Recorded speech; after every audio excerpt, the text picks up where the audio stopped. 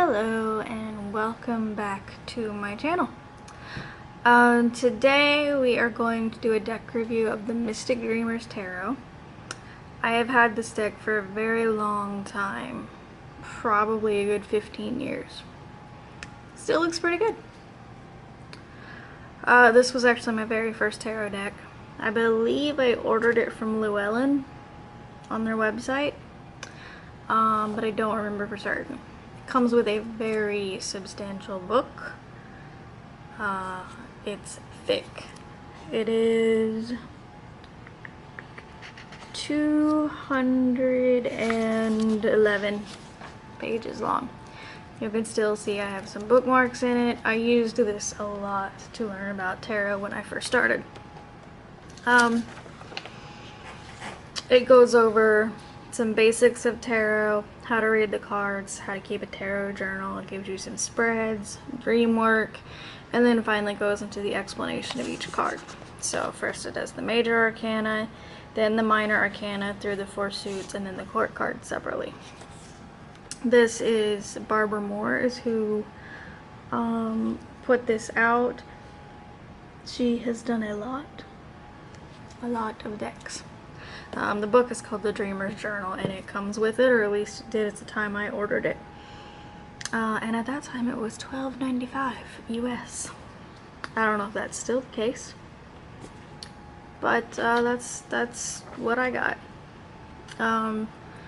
There's quite a few different spreads in here, and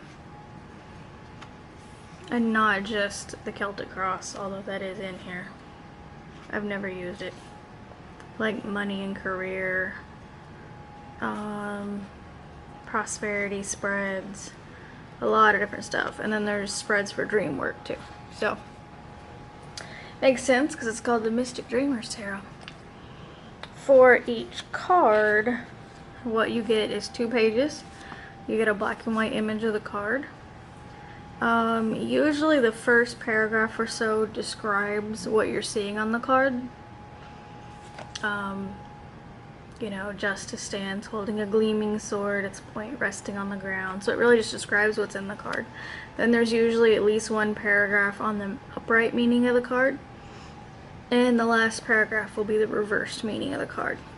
What I also like is down here at the bottom there is always questions to make you think. What does the swirling pool of water at Justice's feet symbolize? Where do the stairs behind her lead? If our actions, decisions, and choices go in one side of the scale, what goes in the other? So for every card, it gives you questions like that. Every card is 2 pages. So that is the book. It's a very nice book, especially for beginners. I do recommend this deck for beginners. It sticks pretty much with traditional Rider-Waite, the symbolism. And it's pretty easy to understand, especially with the book. So, let me see really quick. I believe it's like photo manipulation mainly, but not all of it is. I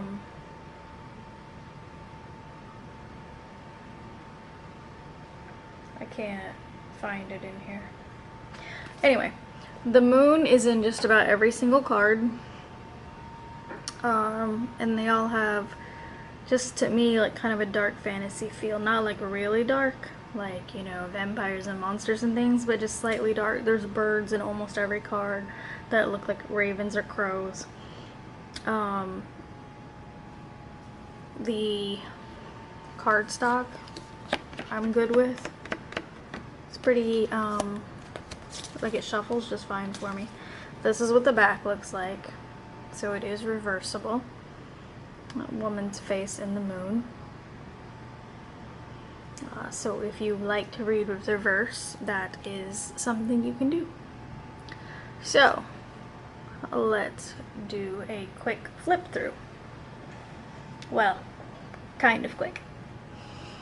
One of the things that bothers me about the card is I feel like this border takes so much away from the picture. I feel like these would have been so much better borderless.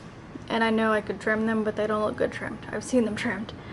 If you see, every card has this kind of like black shadowy thing on it. That's part of the design on every card.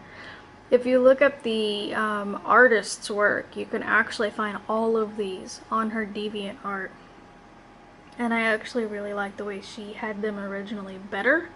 Like the central picture has stayed the same, but like she didn't have this border around it. She had something else around it.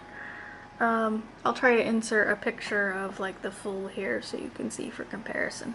Let me just move it over to the side so I have room. Alright, so here's the fool. Dressed a little bit like a jester. Dog or wolf. Tarot cards. Pretty normal fool, except I personally don't get that sense of like you're about to fall off the cliff kind of thing. You can see the bird. I told you there's a lot of birds, and a moon. More birds in the background. The magician. Fairly normal, you know, one hand up, one hand down. Moon in the background. Birds. You have the 4 elemental symbols here. There is the wand, the chalice. That's the pentacle, and then the fire. I do like that he's outside. The High Priestess. This is one of my favorite cards in the deck. I just think she's beautiful. Of course, there is like a moon here. I don't see any birds in this one, but maybe I'm missing them because they're in just about every card. The Empress. Easy to spot the moon in this one. Right there in the background. The Emperor. I do like how he is sitting on his throne on top of the world. You can see the moon, the bird. When I see his face though, it reminds me of a Game of Thrones character. It reminds me of Ned Stark. I don't know why. But that's the Emperor. The Hierophant. This is one of my least favorite cards in tarot, and I think this, being the first one I ever saw, actually has a lot to do with it. Because to me, the look on his face is very smug. So I don't like him. Moon in the background, bird right here. The Lovers. I like the way she did this card. Like they're statues hanging on to each other. There's a sword in the middle that's in a chalice, kind of deciding between your heart and head. And then with 2 trees, one's on fire, one has fruit. It's interesting, of course, the moon in the background and the birds. The Chariot. I like the mysteriousness of this one. Strength. I do like the Strength card. It is one of my favorite cards again in the deck. The Hermit. I don't know how those rocks are standing, but they are, and he is standing on them. Again, you can see the moon and birds. The Wheel of Fortune. I like this one. In the middle of the wheel you have the sun, you have the moon phases right here, zodiac symbols all around it, the Sphinx up top, and the 3 fates. Justice, holding her sword and scales. The Hanged Man. Death. It's an interesting death card, I feel. There's this kind of spirit coming out, and then also this little girl. Temperance. Very watery. The Devil. This one is a little off from the traditional symbolism. It just has a female, but she is chained. The Tower. the star. I also like how these small stars in the background make a pentagram, and how she appears to be reaching for the butterfly. The moon.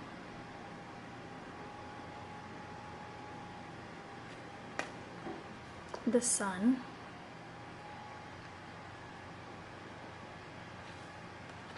Judgment. This is one of the cards I find very pretty in this deck. The world. I love this one. Alright, now we're to wands.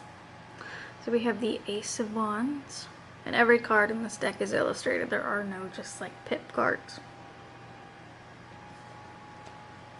The Two of Wands. The Three of Wands. Four of Wands. Five of Wands. Six of Wands. There are a lot of females in this deck. Seven of Wands. But it's not all females. Eight of Wands. Nine of Wands. 10 of Wands. And then we have our Page of Wands. Our Knight of Wands. Our Queen of Wands. And our King of Wands. And now we're on to cups. Ace of Cups. Two of Cups. Three of Cups. I love the rainbow. Four of Cups. Five of Cups. Six of Cups. Seven of Cups. The Eight of Cups. The Nine of Cups is one I have a little difficulty with in this deck, because the Nine of Cups is a happy card. To me, she does not look happy. The way she has her leg like drawn up to her body, to me, that feels more like anxiety, worry, something like that. But it's the Nine of Cups. And it says that it is a dreamy woman sitting on a stone throne. And this card is one of happy contentment. I just don't get that from her picture though. Maybe that's just me. Ten of Cups. Our Page of Cups. Knight of Cups. Queen of Cups. And King of Cups. Surrounded by water, of course. Next we have our swords. The Ace of Swords. The Two of Swords. Three of Swords. You can see there's actually a woman underneath the heart on this one. The Four of Swords. The Five of Swords. The Six of Swords. The Seven of Swords. The Eight of Swords. The Nine of Swords. The Ten of Swords. Then we have our Page of Swords. Our Knight of Swords looks like he is rushing into battle. Our Queen of Swords, I like her a lot. and our King of Swords. Last we have our Pentacles. Here's our Ace of Pentacles, 2 of Pentacles, 3 of Pentacles, 4 of Pentacles, 5 of Pentacles, 6 of Pentacles, 7 of Pentacles, 8 of Pentacles, the 9 of Pentacles, and the 10. Then we have our Page, our Knight, our Queen, and our King. That's it. So I do very much like these cards. I have other tarot decks now. This was my main deck for quite a while, so I used it a lot, but I'm kind of more attached to other decks now. I do think this is a very good deck. I think especially for beginners, because of the substantial book it comes with that can help you. It even talks about, you know, the elements. It talks a little bit about numerology even. You know, like that a 10 is generally completion and things like that. You can see I have some stuff highlighted. Like, it doesn't go deep into numerology, but things like aces, 2s, and 3s indicate the beginning of a cycle. 4s, 5s, and 6 show the middle. 7, 8, 9 show the cycle's winding down. And 10 is the end of a cycle. So it has a lot of good information in here that I think is really good for especially beginners. So if you have any questions about this deck, please let me know. Leave me a comment below. Subscribe to my channel if you have not already. That would mean a lot to me. And I will see you in my next video. Thank you.